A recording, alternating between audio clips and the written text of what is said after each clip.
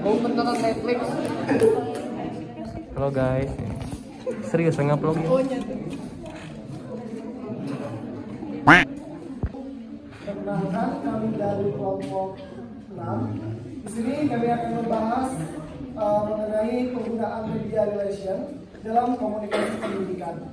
Sebelum melanjutkan ke pemaparan materi, terlebih dahulu saya ingin memperkenalkan anggota dari kelompok kami. Yang pertama, saya sendiri Agung Nugraha. Saya Rita Atika. Saya Ahmad Lazar Fatimah. Dan rekan kami Mutakin di sebelah sana. Hal yang melatar belakangi dari humas atau public relation, estimasinya sangat diperlukan dalam suatu instansi pemerintahan, badan publik, bahkan organisasi pendidikan.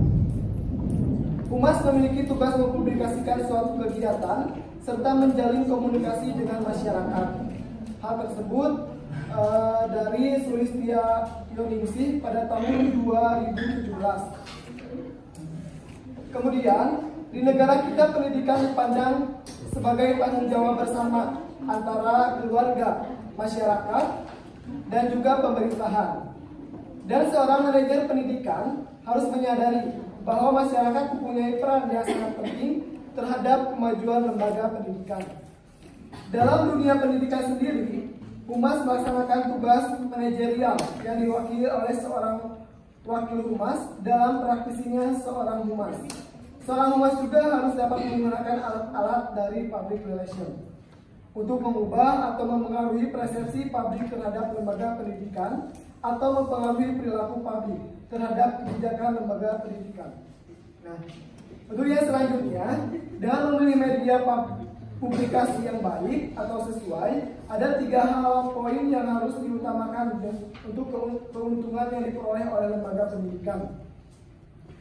Untuk yang pertama, mendapatkan umpan balik atau feedback dari masyarakat atau kebijakan-kebijakan yang ditempuh oleh lembaga. Kemudian yang kedua, untuk menunjukkan transparansi pengelolaan lembaga pendidikan sehingga memiliki akuntabilitas publik yang tinggi. Dan yang ketiga, untuk mendapatkan dukungan real dari masyarakat terhadap kelangsungan lembaga pendidikan tersebut. Nah, kita tahu bahwa dewasa saat ini banyak media publikasi yang dapat dimanfaatkan oleh lembaga pendidikan untuk mempublikasikan kegiatan-kegiatan lembaganya. Di antaranya adalah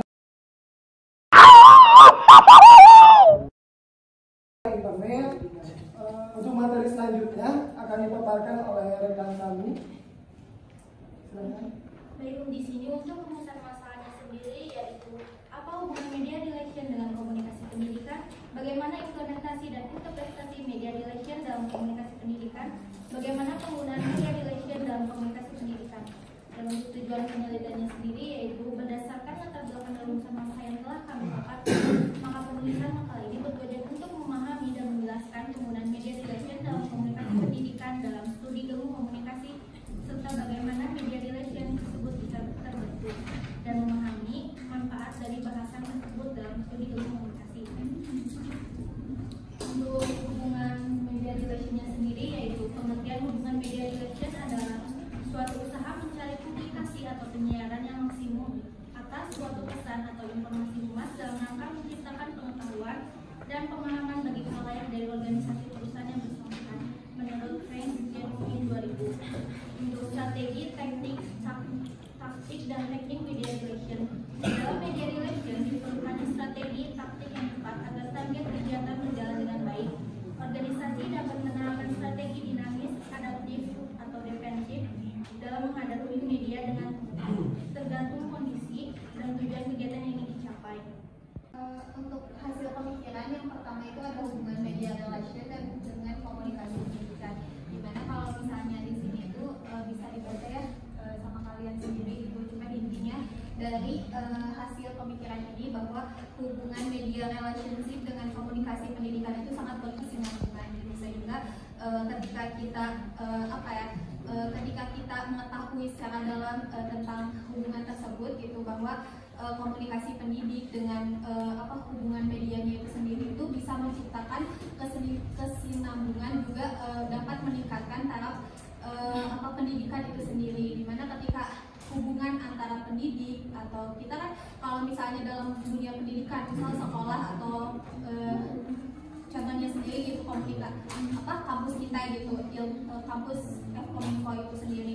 Dimana kalau misalnya Fkominfo itu kan butuh suatu media untuk mempublikasikan kepada masyarakat tentang citra, tentang pendidikannya, apa saja yang kalian peroleh sebagai klien atau mungkin bagian yang akan menjadi anggota di dalam kampus ini itu mendapatkan pendidikan yang seperti apa, sehingga media itu sangat dibutuhkan sekarang. Kemudian di sini ada implementasi media relation dalam komunikasi pendidikan.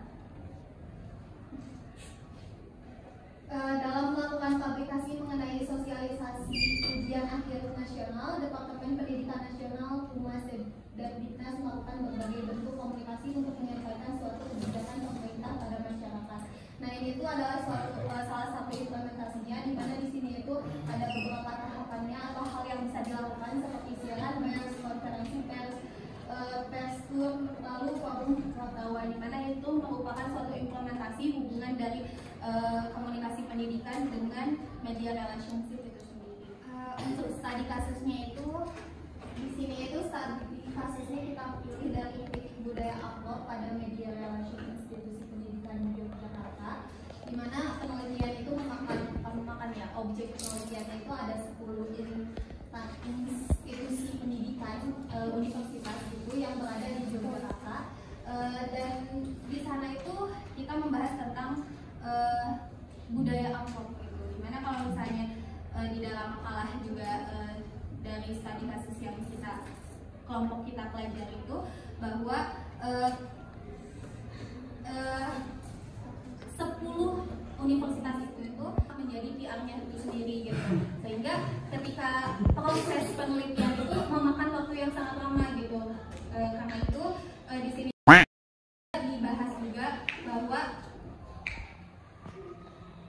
budaya amplop itu jatuhnya kayak gini, ketika kita mengadakan acara atau ketika suatu kampus mengadakan acara atau ada berita apapun gitu, dimana ada wartawan datang atau wartawan mengadakan konferensi pers, universitas mengadakan konferensi pers, di sana itu ada kampus itu menyediakan amplopnya itu berisi uang yang dinamakan uang transportasi, tetapi sebenarnya kalau kita dikasih uang gitu pasti ada juga rasa nggak enak ya kalau misalnya si pemberinya itu tidak kita bagus-baguskan lah gitu citranya gitu. Dimana hal ini tuh menjadi suatu permasalahan tersendiri bagi berbagai universitas, sehingga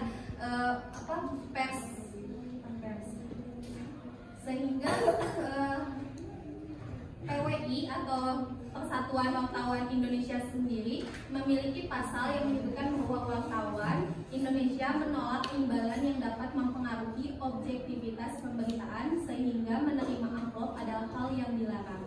Sehingga jika diketahui oleh wartawannya yang menerima amplop, sanksi tegas yaitu pemecatan dapat dilakukan kepada wartawan. Sebelum kita kesimpulan, saya ingin bertanya dulu kepada teman-teman bila mana ada yang ditanyakan atau mungkin ada yang ditambahkan hasil dari pemaparan materi kami, yaitu mengenai penggunaan media dosen dalam komunikasi pendidikan. Silakan barangkali mungkin dari teman-teman ada yang mau nyangka atau mungkin ada yang mau menambahkan dan juga yang mau bertanya terkait materi tersebut.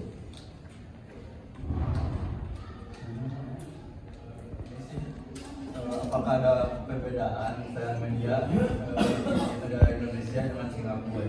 Sedangkan di Singapura itu pendidikannya udah maju tuh.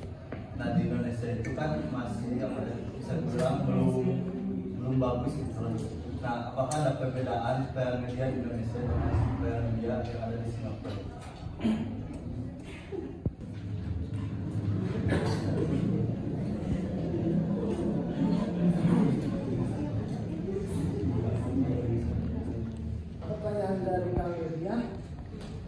Mengenai perbedaan mungkin media pendidikan di Indonesia dan ataupun di luar negeri ya. Kalau dari kelompok kami perbedaannya itu mungkin dari cara mempublikasikannya. Contoh misalkan di sini kan pakai koran misalnya ya, tapi di luar negeri mungkin pakai televisi televisi atau yang lainnya gitu ya. Ada unsur-unsur komunikasi pendidikan bahwa di Indonesia sendiri itu masih kurang dalam segi unsur-unsur komunikasi pendidikannya. Kenapa bisa kurang? Karena tadi kan unsur komunikasi pendidikan itu ada 5, ada manusia, ada materi pendidikan, ada alat, metode dan teknik lalu lingkungan. Di Indonesia sendiri mungkin sekarang pun udah agak lebih berkembang ya, sedikit lebih menuju kata maju mungkin ya, karena Indonesia juga sebenarnya agak nyontek-nyontek dikit mungkin ya ke negara lain bagaimana metode dan pengajaran dalam dunia pendidikan, tapi belum bisa semaju Singapura. Mungkin karena pertama SDM-nya dari tenaga pendidikan juga ada yang belum terfilterisasi secara keseluruhan gitu.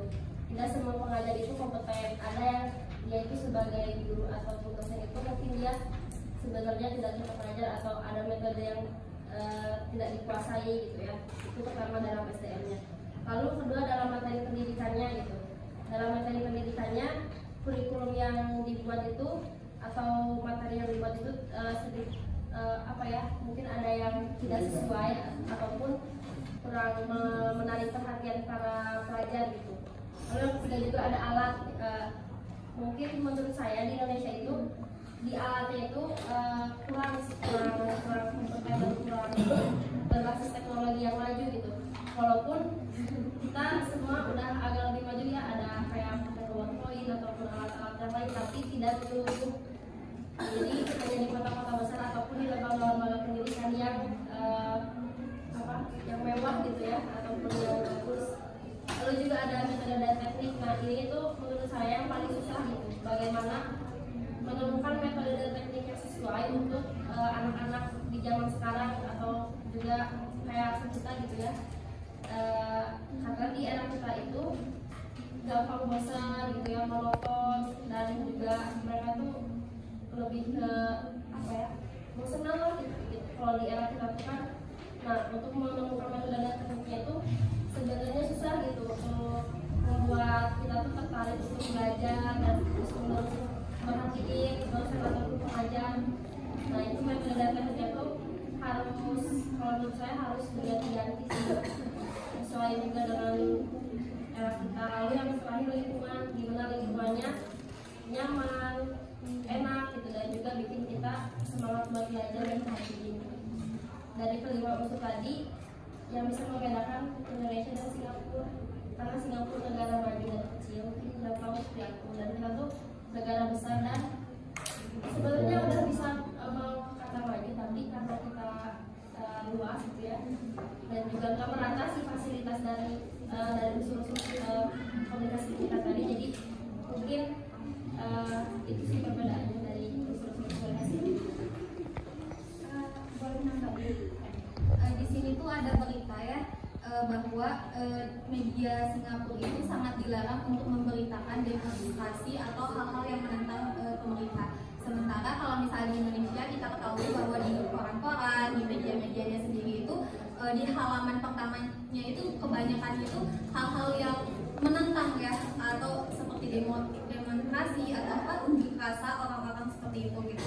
Dimana kalau misalnya kita melihat dari hal tersebut itu kan hubungan media dengan hubungan antara media massa, media dengan pendidikan itu kan saling berkesinambungan gitu. Dimana kan pendidikan itu masih ada di ranah pemerintahan itu sendiri gitu. Sehingga kalau misalnya kita lihat dari hal tersebut, media Singapura itu lebih tidak tidak memberatkan jadi lebih mengagungkan citranya gitu, untuk mengagungkan pemerintah. Sementara kalau misalnya di Indonesia sendiri itu kita melihat bahwa banyak sekali komentar negatif atau berita-berita negatif terhadap pendidikan kita sendiri yang memang sangat kurang ya kalau misalnya dibandingkan negara maju yang lainnya.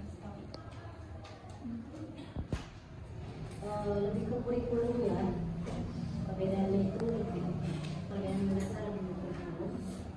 Kalau kita lebih banyak berpatok pada kognisi, pada kecerdasan otak, tapi kalau sana dua-duanya dipakai sebenarnya, emosional, kognitif dipakai, tapi jenjangnya itu berbeda. Kalau kita untuk melihat minat anak atau minat siswa itu setelah SMA ya, lalu entah mulai dari anaknya yang minatnya, entah mulai dari sistem di sekolah juga rata-rata begitu. Tapi kalau di Singapura lebih pada mereka itu 3 tahun sudah sekolah preschool, 3 tahun TK-nya lah istilahnya ya, mereka 3 tahun, mereka 2 tahun ya. Itu ada masa persiapan SD. Itu 3 tahun, kemudian SD-nya 4 tahun, kemudian 2 tahun itu pre-college, masa remaja. Jadi di transisi di pre-college itu sistem yang menentukan minat. Jadi sistemnya itu dibikin lupa sehingga anak itu mulai usia setelah SD ya, ada kayak transisi setelah SD sebelum SMP, namanya pre-college. Di situ sudah titik beratkan peminat. Nah, jadi minatnya itu lebih dini mereka mendeteksinya, sehingga dari awal sekolahnya sudah peminatan, kayak lebih ke SMK ya kalau di Indonesia. Makanya bagi yang apa istilahnya, yang memang sistemnya bagi sebagian besar ya, yang sistemnya ini dipakai oleh beberapa lembaga pendidikan terutama di negerinya gitu. Ini akan sangat membantu para siswa menemukan minatnya masing-masing di usia dini, dan mereka akan potensinya akan benar-benar tergali di usia SMP SMA. Nah, sehingga ketika masuk perguruan tinggi atau bahkan tidak masuk perguruan tinggi sekalipun sudah ada keahlian. Itu mungkin perbedaan mendasarnya. Kedua, kurikulum mereka itu kurikulum yang seperti ini itu dilindungi oleh undang-undang yang tidak gampang diubah-ubah. Kalau di Indonesia lebih demokratis, beda menteri terserah menteri, tergantung menteri gitu ya. Maksudnya ya sebenarnya lebih presiden ya. Cuma yang membantu khusus pendidikan ya pendidikan, lebih eksekutifnya. Tapi kalau di Singapura tidak semudah itu merubah kurikulumnya. Jadi ada kayak semacam kebijakan demokratis, makanya kurikulumnya ini apa ya? Di satu sisi dia bagus gitu. Yang bagus ya cocok untuk dipertahankan gitu ya. Tapi kalau yang menambah tadi ya yang Ama sampaikan itu untuk implementasi demokratisasinya itu sebenarnya belum di Indonesia, termasuk di lingkup pendidikannya sendiri. Itu mungkin tambahan dari itu ya. Terima kasih kepada Ibu yang telah menyampaikan. Belum selesai.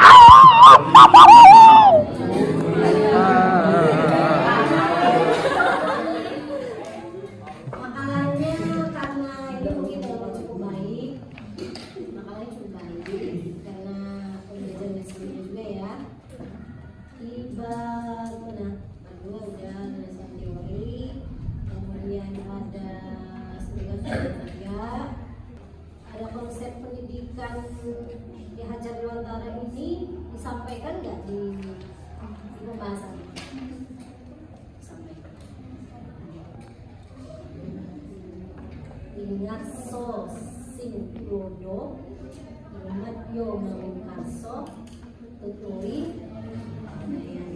Jika kita di depan kita memberi teladan, ingat sing dodo itu gitu. Ingat yo mengungkaso, jika kita berada di tengah-tengah, kita membangun prakarsa, membangun ide, wawasan. Tuturi handayani, jika kita di belakang kita mendorong. Jadi intinya filosofi dari Ki Hajar Dewantara ini, kita tidak mesti jadi pemimpin untuk mencapai tujuan. Kalau jadi pemimpin kita memberi teladan, model. Kalau kita di tengah, kita jadi belajar di tengah ya, entah kita di manajemennya, entah kita jadi pengurusnya. Di situ membangun prakarsa. Jadi tidak mesti harus di depan. Kalau kita di belakang, kita hanya jadi follower, kita masih jadi rakyat biasa gitu, atau hanya jadi anggota, tetap kita bisa berperan dengan menjadi golongan. Itu adalah filosofi yang diberikan oleh Bapak pendidikan kita. Oke, terima kasih. Saya kembalikan. Untuk kesimpulannya, media relation memang salah satu bagian dari humas untuk mempublikasikan kepada pihak eksternal ya. Hal tersebut juga bisa dilakukan oleh setiap lembaga-lembaga ataupun organisasi, khususnya yaitu pendidikan. Untuk aspek pendidikan tersendiri, di bidang pendidikan, jadi segala interaksi yang berhubungan dengan aspek pendidikan saling berkaitan dan mendukung satu sama lain. Hal tersebut yang telah tadi dipaparkan hasil dari yang dikemukakan oleh Ki Hajar Dewantara. Kemudian dalam melakukan publisitas mengenai sosialisasi mengenai pendidikan tersebut, bahwa media relation ini sangat berkaitan erat guna menghasilkan citra yang positif dari lembaga kepada masyarakat ataupun yang menjadi sasarannya. Adapun yang tadi yang telah dijelaskan dari ujian akhir nasional Departemen Pendidikan Nasional yang telah melakukan publikasi terhadap kebijakan pemerintah pada masyarakat. Semua bentuk komunikasi yang berencana, baik itu ke dalam maupun keluar, antara suatu organisasi dengan semua halayak dalam rangka mencapai tujuan tersebut yang spesifik yang berlandaskan pada saling pengertian. Dan dari hal tersebut, dari media relation tersebut, kita dapat mendapatkan keuntungan. Yang pertama, mendapatkan feedback, kemudian menunjukkan transparansi dari lembaga pendidikan, kemudian mendapatkan dukungan dari masyarakat. Itu mungkin kesimpulan dari pemaparan materi kami penggunaan media relation dalam komunikasi pendidikan. Jadi sekian dari kelompok kami. Mohon maaf bila ada salah-salah kata untuk perbuatan. Wassalamualaikum warahmatullahi wabarakatuh. Waalaikumsalam warahmatullahi wabarakatuh.